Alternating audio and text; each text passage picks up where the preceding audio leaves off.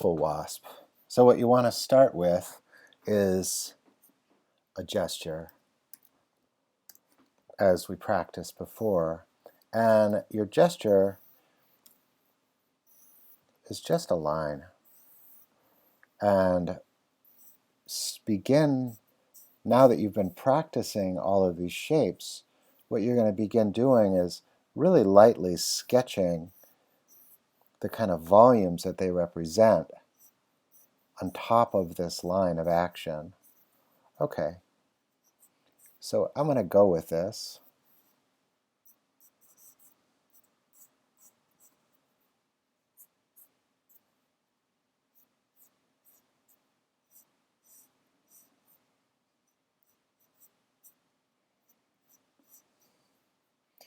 And a lot of times I'm just working from,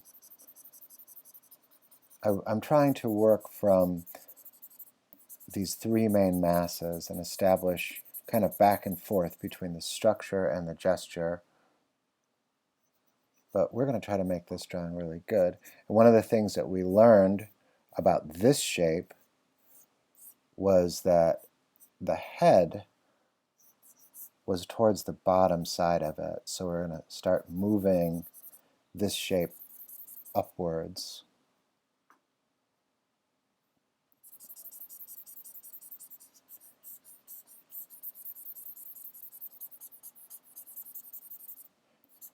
And what we're working towards here is really trying to make a nice sketch, okay? So there's a lot of back and forth. You like work, and then you add and subtract. And the erasing, it helps you find, it helps you discover. Sometimes the erasing is every bit as much a drawing tool as adding marks. So it's like an additive and subtractive process.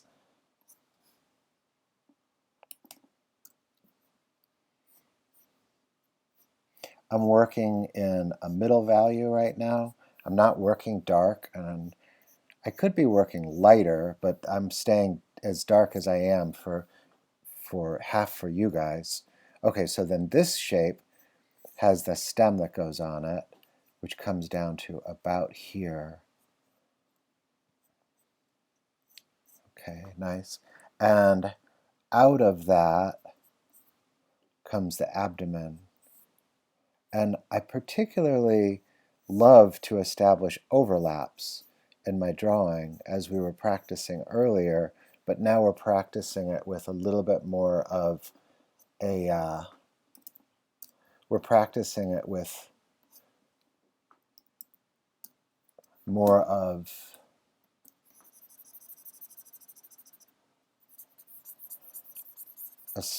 a shape that's specific to the creature that we're drawing. Before we were just practicing with cylinders and ended up inventing a little creature.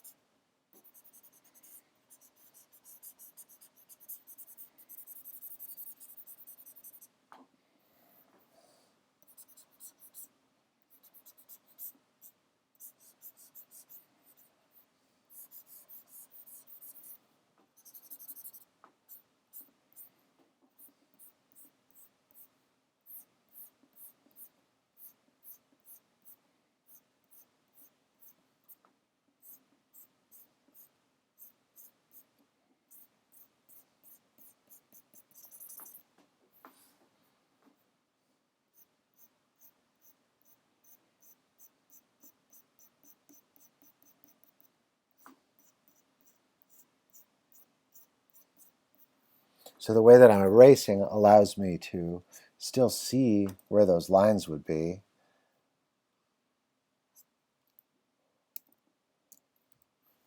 And go back with a little bit more precision now.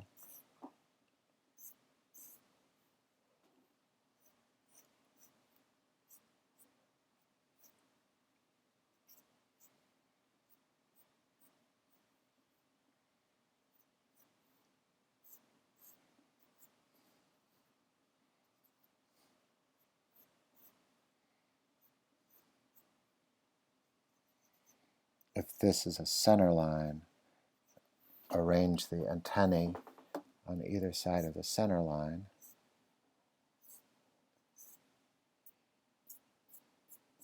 Using them as lines that enhance the rhythm and enhance the gesture of what I'm drawing.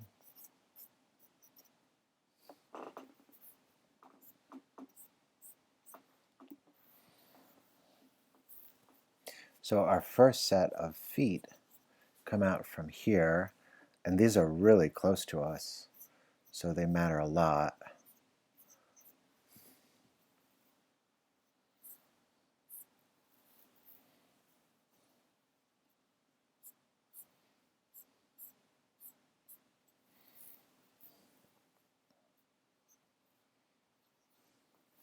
I like the way that this next part of the leg attaches below that. Now I get these little segments like this. And I'm looking for a nice overlap there, trying to stay in perspective across on the other side, and our leg would be coming up this way.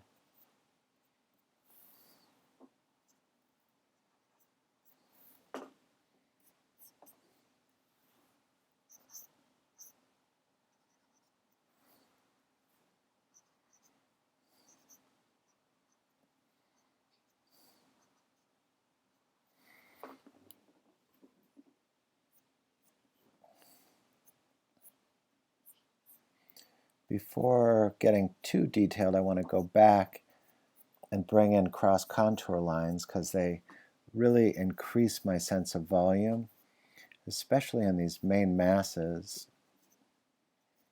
They also contribute greatly to a sense of perspective in my drawing.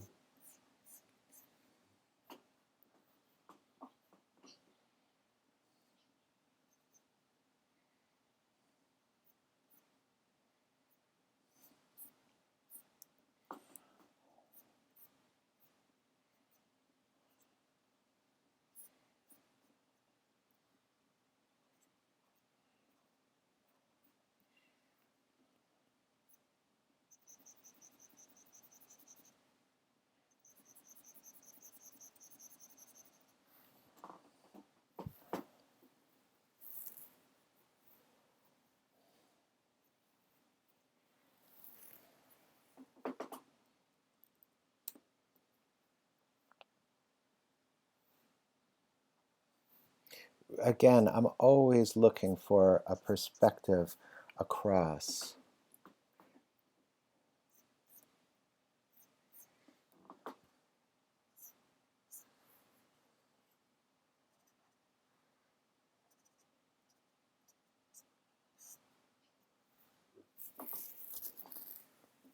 Okay, and the last legs attach someplace here. They shoot out in that direction, and then up again. Here's my overlap into the knee. It's with that M shape, and they have particularly broad through there.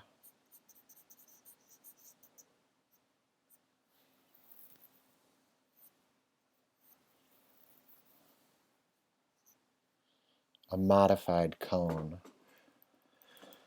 I think I'm going to go back on that and really think of it as more of a cone to begin with and modify it out.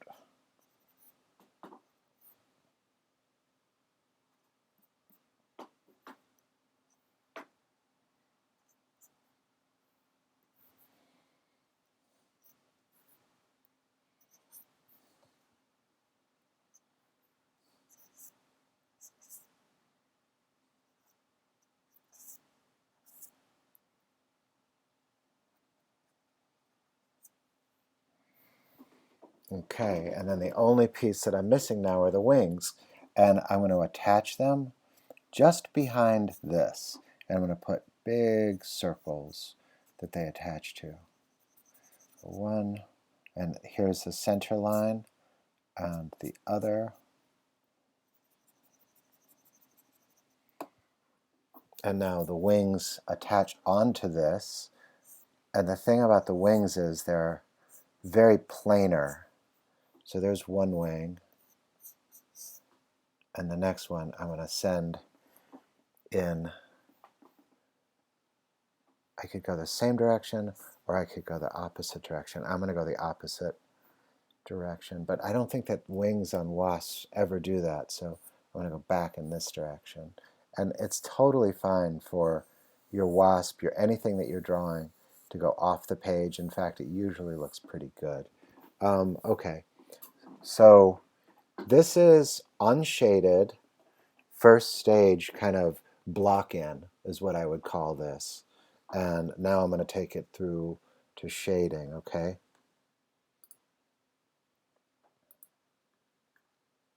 I'll leave it, I'll put this in your PowerPoint.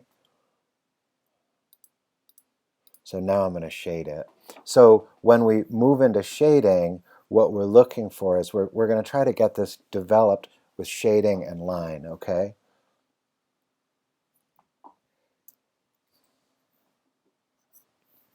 So the first thing that I'm going to do is I'm going to separate the light from the dark.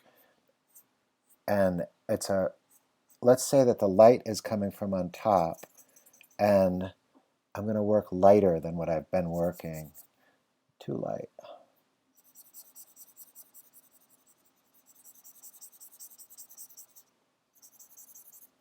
I think I'm going to go a little darker than that. Okay, let's say about here. So every form that's on this is going to be facing towards or away from the light. And after you've shaded one form, you know how all the rest of them are going to be. So let's start with this one as our we use that as the master. And it says to us, look at, there's a cylinder going in this direction, meaning the light is coming at it from this direction. That's perpendicular to the direction of the core shadow, of the terminator shape on the core shadow. So how do we apply that to the face? We're looking for, here's the cutoff right there, and drop this stuff into shadow. Let's go on to this shape here. Well, we'll start with these little shapes that sit on top. So the cutoff, this one would almost entirely be in light right there. It's sitting on the light side of a form. It doesn't seem to be. Now this one, however, would be cut in two.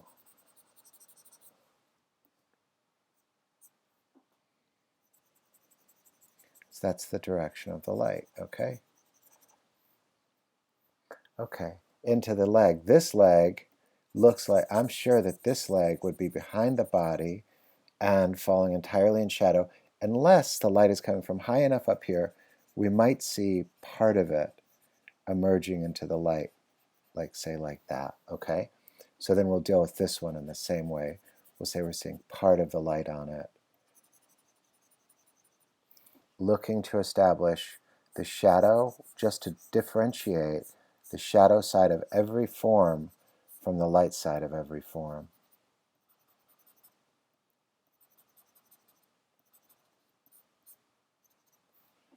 And these are cylinders, and we know how cylinders are shaded.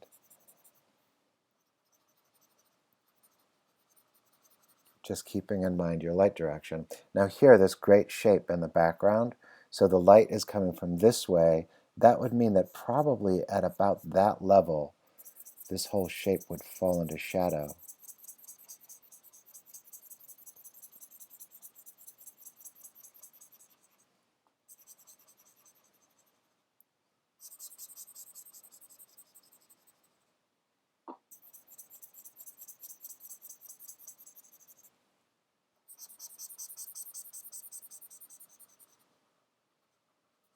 And you want to be clean, but it's really nice where shapes merge into each other because they're in shadow. I think that adds a level of visual interest and sophistication a sense of atmosphere. Okay, so here's a leg, that side in shadow, this side in shadow, that part in shadow. This light coming from this way, I think that the shadow is going to be there. And I think it might even be a little bit on the other side coming from this way, for sure on this form. So I'm going through, everything is a form, and everything is affected by the light.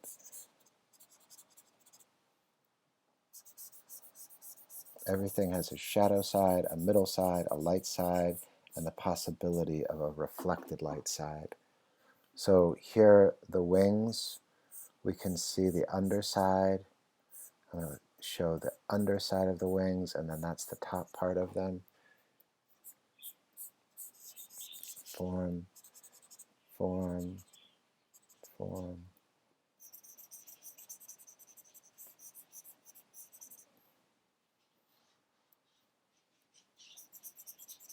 The light coming from the top side.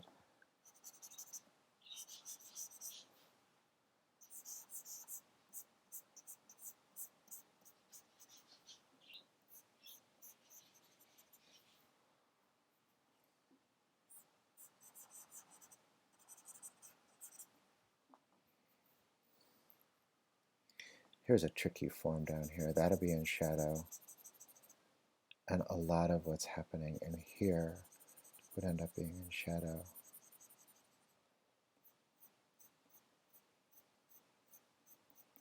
Okay, and I've got a middle because I'm working on a middle value. So I'm going to go straight to the light now. We know that the light is coming over from this way. Here's the light surface.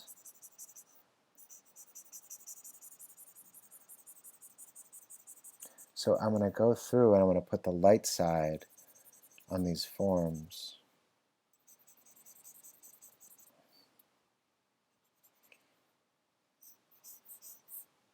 And that leaves me with light, medium, dark.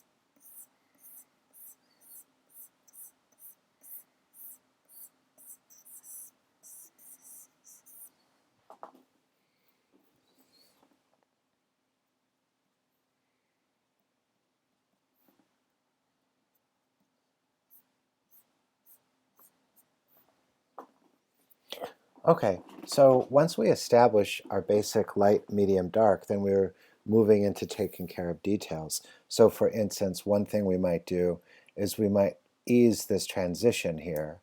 You could go in and say, all right, I want this to be just a much softer transition upwards into the light, because it is, after all, a sphere.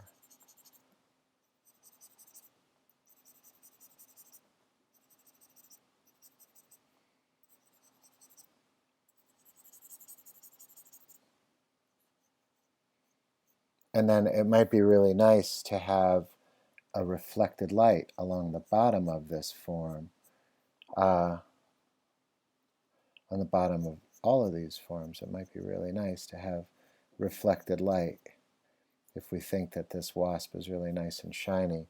And then you could go into the core shadow on every form that you have, and you could darken it a little bit, and that will be the terminator. And then the drawing really starts to get some punch. The other part that you have that you can control is the outlines. Although for now, I think that now that I've established my values in here,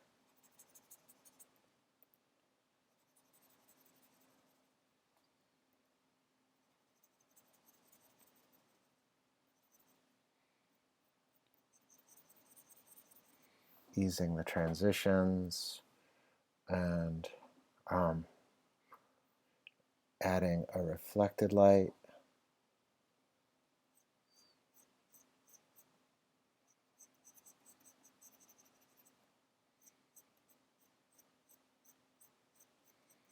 Adding a core shadow.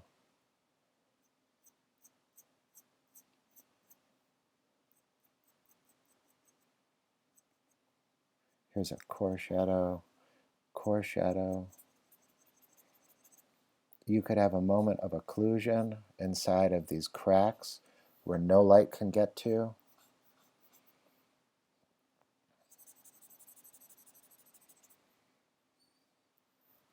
If I've got a mid-tone on one form against a mid-tone on another form, or any tone that's the exact same between one form and another, it's really nice to let them become the same value.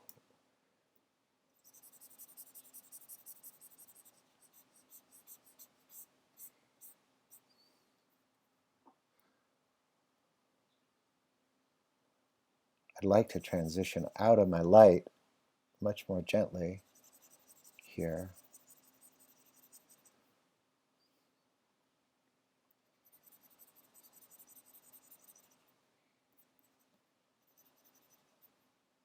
Could do the same here.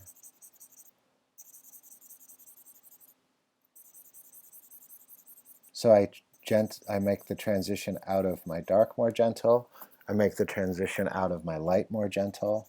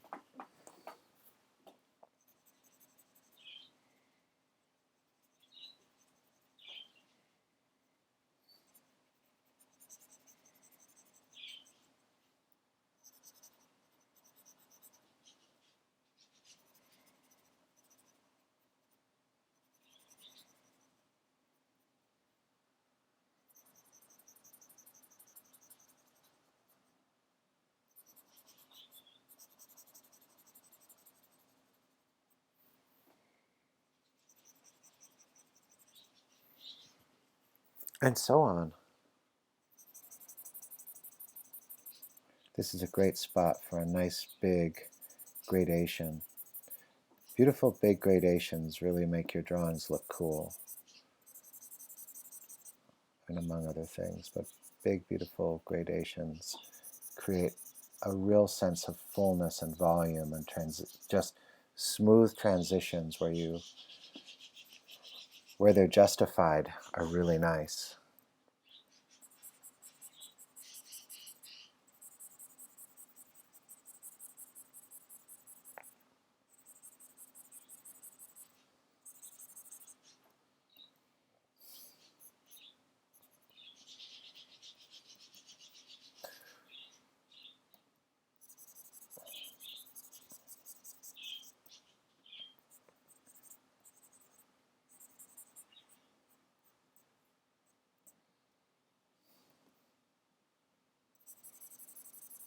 I want to add a reflected light down here.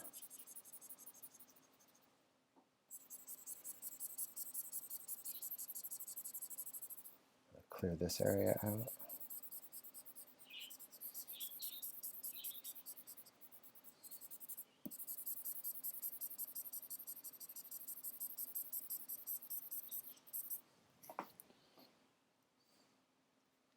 Core shadow darkness right through here.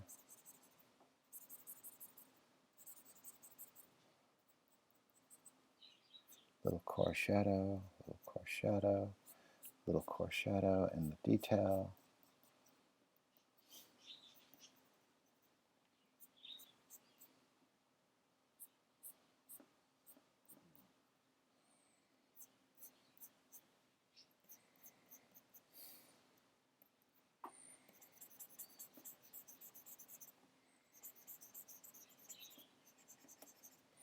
And can you see how I'm essentially going through, adding the light, the middle, the dark to each form, cleaning up where I can, putting in a reflected light where it makes sense. Now,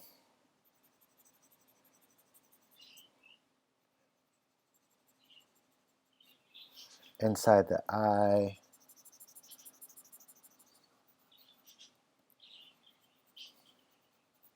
I think what I'll do is I'm going to grow the highlight a little bit because it's the eye I might imagine is somehow more reflective. That's kind of nice. And then I'd be free to go through. I could do a really nice shadow accent. A lot of times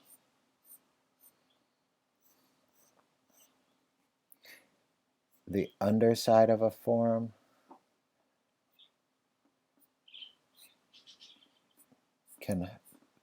can bear a strong line, depending on the style of drawing that you're doing. But I don't mind for this drawing. This drawing has sketchy, cartoony, exaggerated feeling going on.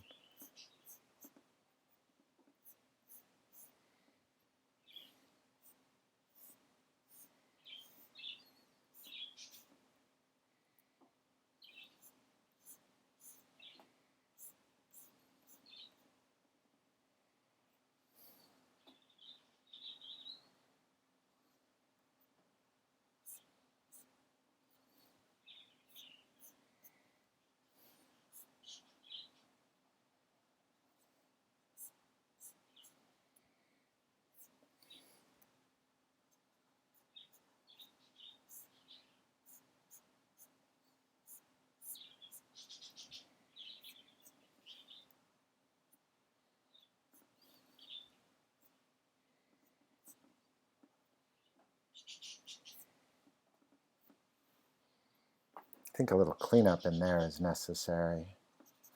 Kind of lost track of what form I was on.